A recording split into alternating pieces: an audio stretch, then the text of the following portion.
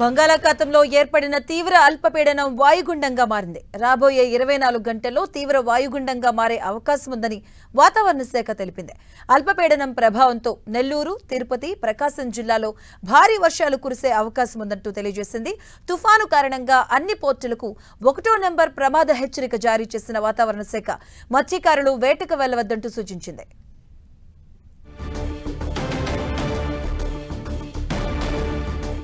మరోవైపు తుఫాను కారణంగా ప్రధాని ఏపీ టూర్ రద్దయ్యే అవకాశం ఉంది. ఇక ఈ నెల 29న ఎన్టీపీసీ గ్రీన్ ఎనర్జీ హబ్ కు ప్రధాని శంకుస్థాపన చేయనున్నారు. తుఫాను కారణంగా ప్రధాని మోదీ పర్యటన రద్దయితే వర్చువల్ గా శంకుస్థాపన చేసేలా ప్రభుత్వం ఏర్పాట్లు చేస్తుంది.